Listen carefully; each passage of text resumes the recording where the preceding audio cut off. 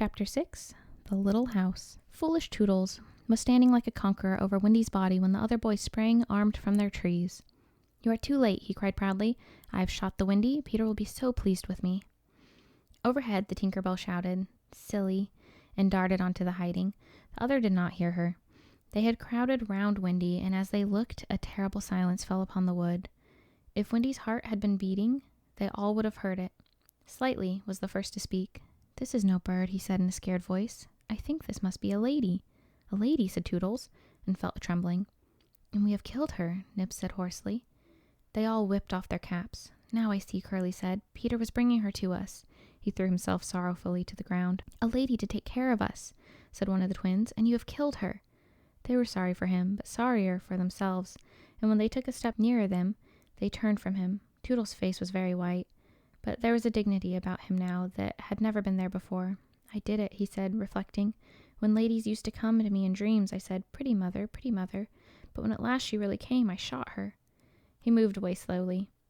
"Don't go," they called in pity. "I must," he answered, shaking. "I am so afraid of Peter." It was at this tragic moment that they heard a sound of which that made every heart of every one of them rise to his mouth. They heard Peter crow. "Peter," they cried, for it is always thus that he signaled his return. "Hide her," they whispered, and gathered hastily around Wendy, but Toodles stood aloof. Again came the ringing crow, and Peter dropped in front of them. "Greetings, boys," he cried, and mechanically they saluted, and then again was silence. He frowned. "I am back," he said hotly. "Why do you not cheer?" They opened their mouths, but the cheers would not come. He overlooked it in haste to tell the glorious tidings. "Great news, boys," he cried. "I have brought at last a mother for you all." Still no sound, except a little thud from Toodles as he dropped on his knees. "Have you not seen her?" asked Peter, becoming troubled. "She flew this way." "Ah me," one voice said, and another said, "Oh, mournful day." Toodles rose. "Peter," he said quietly, "I will show her to you." And when the others would still have hidden her, he said, "Back, twins. Let Peter see." So they all stood back and let him see, and after he had looked for a little time, he did not know what to do next. "She is dead," he said uncomfortably. "Perhaps she is frightened at being dead." He thought of hopping off in some comic of a way till he was out of sight of her, and then never going near the spot any more. They would all have been glad to follow if he had done this. But there was the arrow. He took it from her heart and faced his band.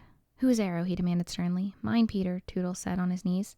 "Oh, dastard hand," Peter said, and he raised the arrow to use it as a dagger. Toodles did not flinch. He bared his breast. "Strike, Peter," he said firmly. "Strike true." Twice did Peter raise the arrow, and twice did his hand fall. "I cannot strike," he said with awe. "There something stays my hand." All looked at him in wonder, save Nibs, who fortunately looked at Wendy. "It is she," he cried. "The Wendy lady. See her arm." Wonderful to relate, Wendy had raised her arm. Nib bent over and listened reverently. "I think she said, 'Poor Toodles,'" he whispered. "She lives," Peter said briefly. Slightly cried instantly, "The Wendy lady lives." Then Peter knelt beside her and found his button. You remember, she had put it on a chain that she wore around her neck. "See," he said, "the arrow struck against this. It is the kiss I gave her. It saved her life."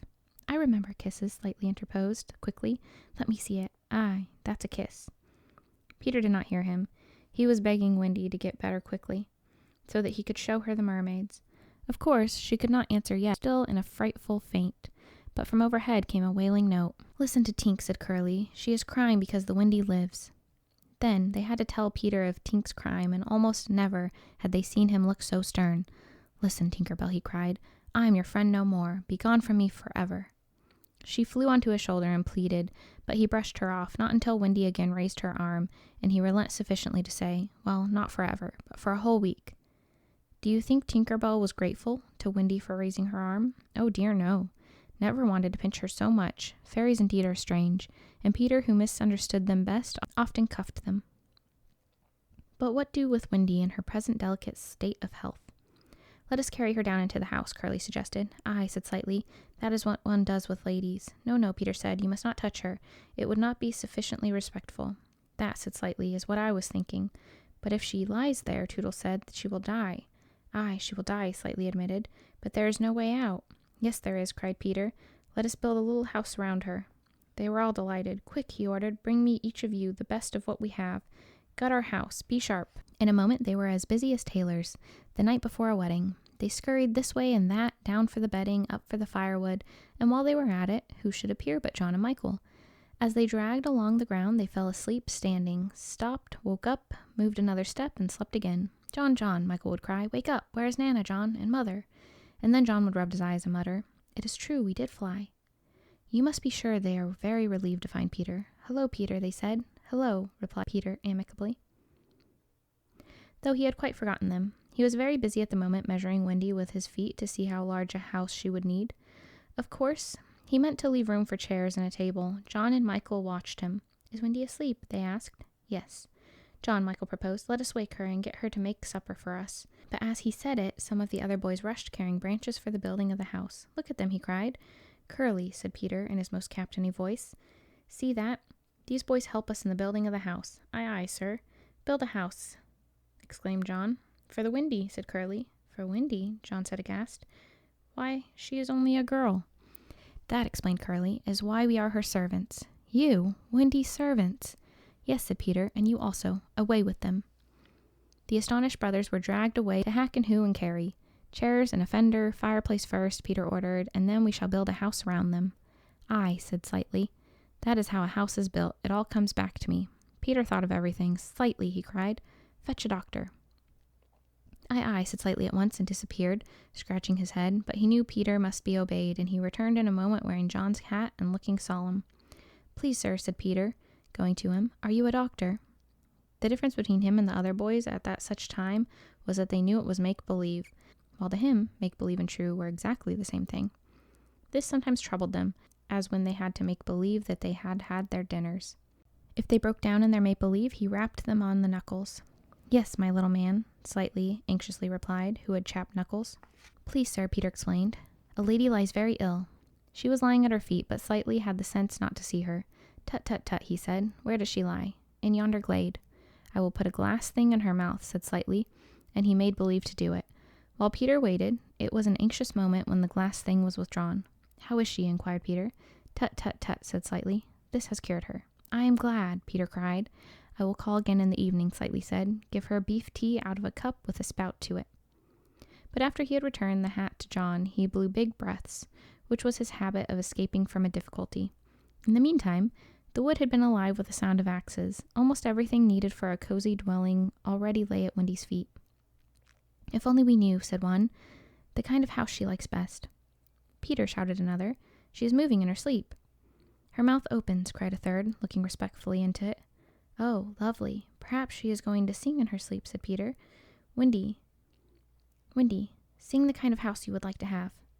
Immediately, without opening her eyes, Wendy began to sing, "I wish I had a pretty house, the littlest ever seen, with funny little red walls and roof of mossy green."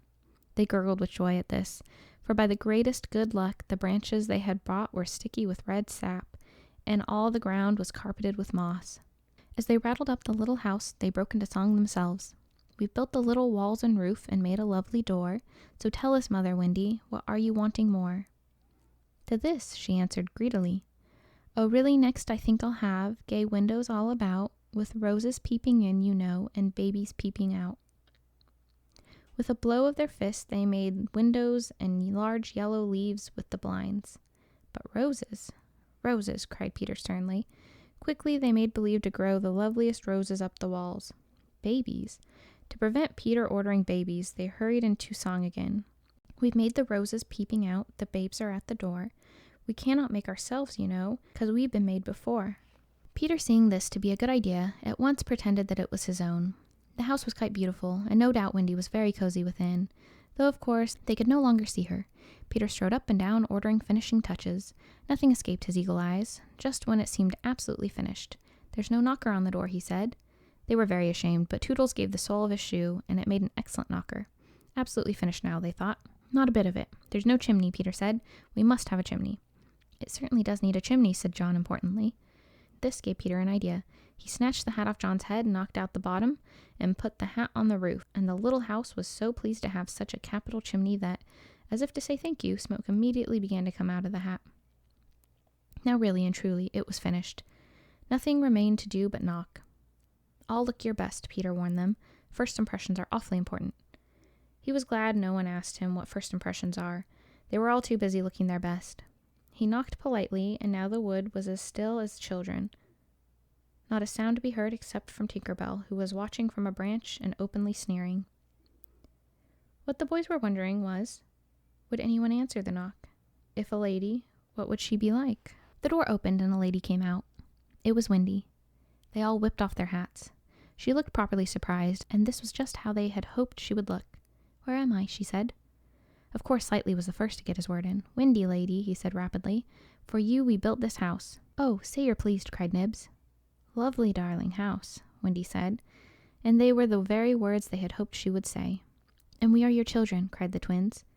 Then all went on their knees, holding out their arms, cried, "Wendy, oh lady, be our mother." "Ought I?" Wendy said, all shining. "Of course, it's frightfully fascinating, but you see I'm only a little girl. I have no real experience." "That doesn't matter," said Peter, as if he were the only person present who knew all about it, though he was really the one who knew the least.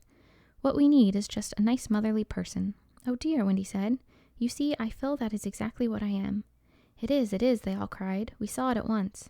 "Very well," she said. "I will do my best. Come inside at once, you naughty children. I am sure your feet are damp, and before I put you to bed, I have just time to finish the story of Cinderella." In they went. I don't know how was room for them, but you can squeeze very tight in the Neverland, and that was the first of the many joyous evenings that they had with Wendy. By and by, she tucked them up in the great bed in the home under the trees, and she slept herself that night in the little house.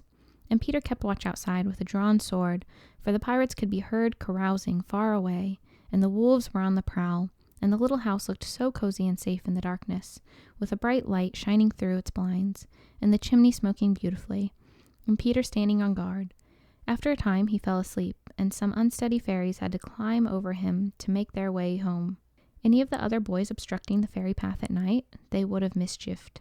But they just tweaked Peter's nose and passed on.